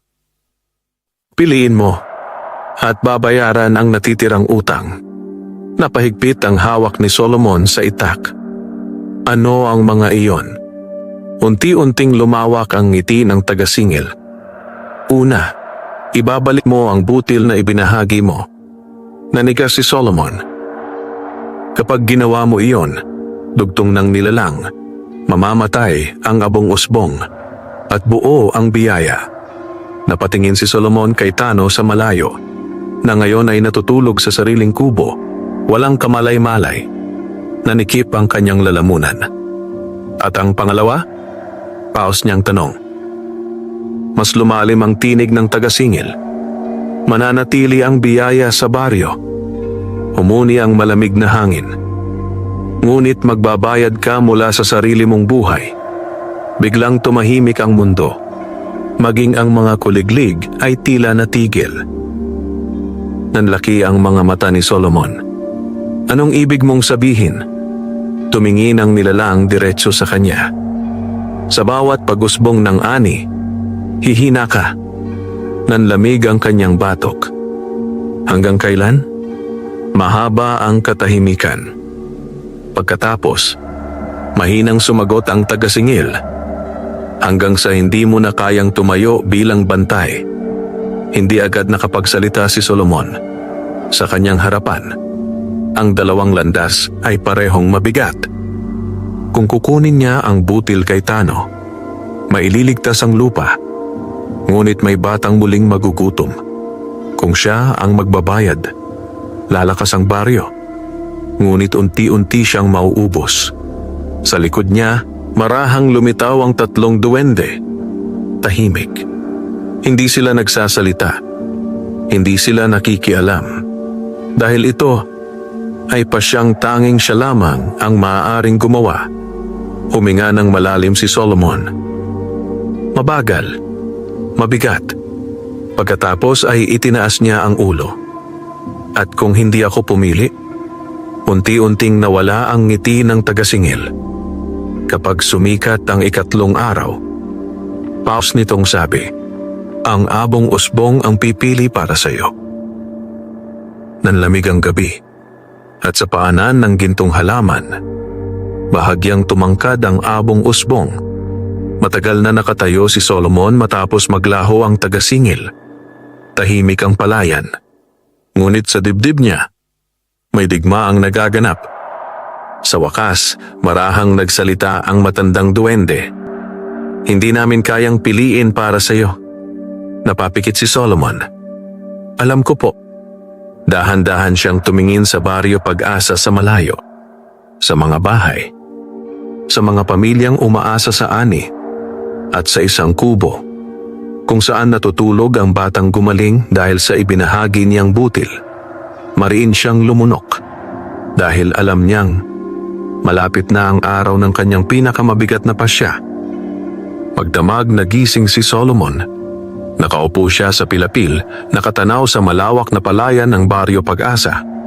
Sa gitna nito, Patuloy na kumikislap ang gintong halaman, ngunit sa paanan nito, ang abong usbong ay bahagyang tumangkad na naman. Mas malinaw, mas buhay, mas nagbabantang tahimik. Sa kanyang dibdib, mabigat ang bawat paghinga. 2 landas, 2 kapalit. Walang madaling piliin. Pagsikat ng araw, dumating ang matandang duwende sa tabi niya. Tahimik itong umupo sa pilapil. Hindi nagtanong, hindi nangulit. Maya-maya, si Solomon na ang nagsalita. Kung kukunin ko ang butil kay Tano, mahina niyang sabi, maliligtas ang lupa. Tumango ang duwende. Oo, pero magugutom ulit ang anak niya. Tahimik ang matanda. Mabigat ang umaga. Kung ako naman ang magbabayad, dugtong ni Solomon. Lalakas ang ani, pero unti-unti akong manghihina. Muli, tumango ang duwende. Ganyan ang batas ng lumang lupa. Napapikit si Solomon. Sa kanyang isip, bumalik ang lahat. Ang gutom. Ang pagbagsak niya sa palayan. Ang gabing may batang halos walang makain. Mariin siyang napahinga. Pagkatapos, dahan-dahan siyang tumayo. Pinili ko na. Bandang tanghali, nagpunta si Solomon sa kubo ni Tano. Nagulat ang magsasaka nang makita siya. Solomon, may kailangan ka ba? Tahimik na tumingin si Solomon sa loob ng kubo. Nakita niya ang batang nakahiga. Mahimbing ang tulog, masigla na ang itsura. May kaunting kanin sa mesa. Hindi marami, ngunit sapat. Huminga ng malalim si Solomon. Wala, sabi niya sa wakas. Napakunot ang noo ni Tano. Anong ibig mong sabihin? Dahan-dahang ngumiti si Solomon. Bisitahin ko lang sana kayo. Naguguluhan si Tano. Ngunit tumango ito. At sa sandaling iyon, tuluyan nang tumibay ang pasya ni Solomon. Pagsapit ng dapit hapon, bumalik siya sa gitna ng kanyang palayan. Nandoon na ang 3 duwende. Tahimik. Naghihintay. At sa paanan ng gintong halaman, unti-unting nabuo ang anyo ng tagasingil. Mas malinaw kaysa dati. Mas buo. Mas handa. Pumili ka na ba, bantay? Paos nitong tanong. Huminga ng malalim si Solomon. Pagkatapos ay mariin siyang tumango. Oo, nanahimik ang hangin. At ano ang pasya mo? Diretso ang tingin ni Solomon sa nagliliyab na mga mata ng nilalang. Hindi ko babawiin ang butil. Bahagyang kumislap ang paligid. Ang abong usbong ay umuga. Unti-unting lumawak ang ngiti ng tagasingil. Kung ganoon, humigpit ang kamao ni Solomon. Ako ang magbabayad. Biglang, umilaw ang gintong halaman. Malakas, nakakasilaw, at kasabay nito, may mainit na alon na dumaloy mula sa dibdib ni Solomon palabas. Napasinghap siya. Napahawak siya sa lupa. Nanginginig ang katawan. Ngunit hindi siya umatras. Hindi siya nagsisi. Sa harap niya, ang abong usbong ay biglang kumulubot. Unti-unti itong natuyo. Unti-unti itong nagbitak. Hanggang sa naglaho ito parang abo na tinangay ng hangin. Nanlaki ang mga mata ng 3 duwende. Tinanggap niya, bulong ng matanda. Ilang sandali pa, humupa ang liwanag. Tahimik muli ang palayan. Ang gintong halaman, mas maliwanag na ngayon, mas buhay, mas buo.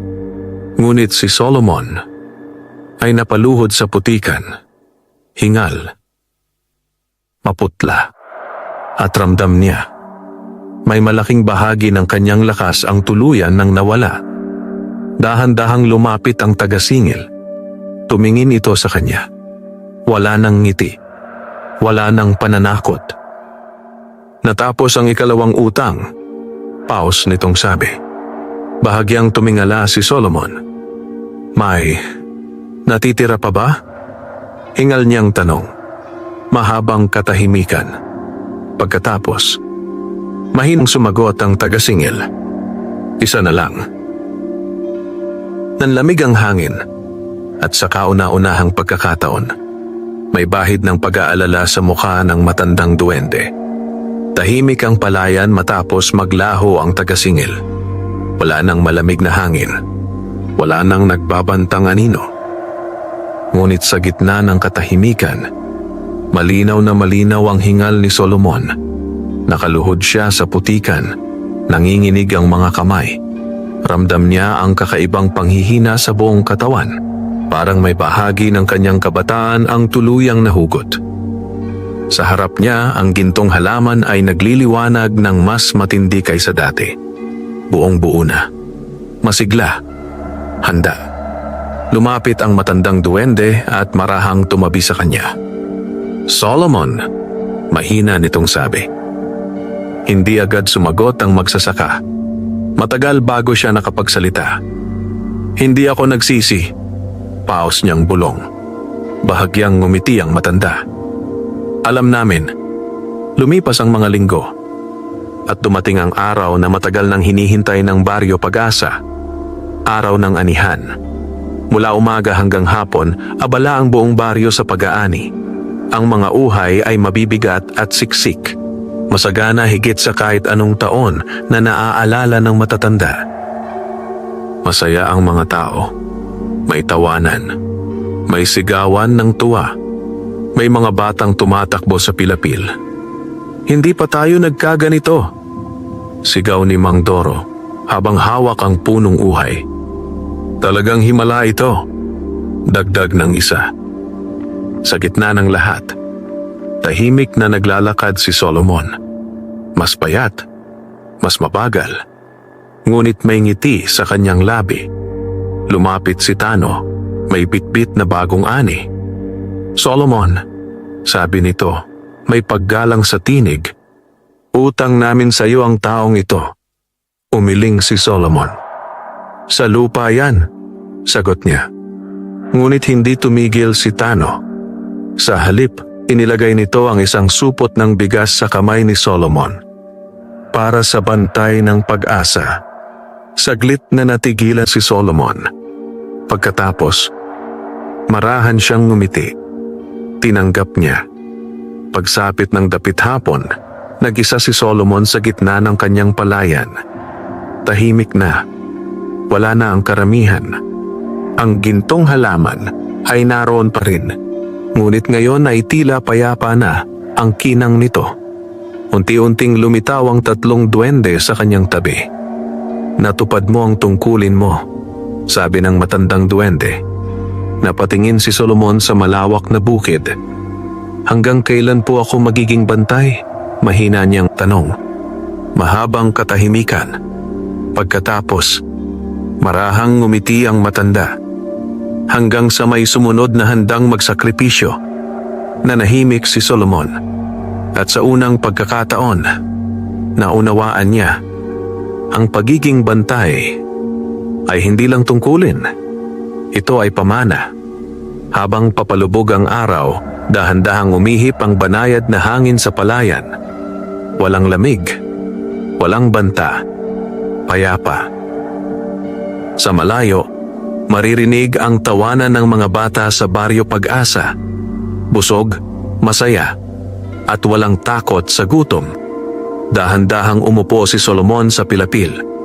Pagod, mahina, ngunit may kapayapaan sa kanyang dibdib. At sa ilalim ng huling liwanag ng araw, ang bantay ng pag-asa ay tahimik na nagmasid sa lupang kanyang ipinaglaban. Wakas,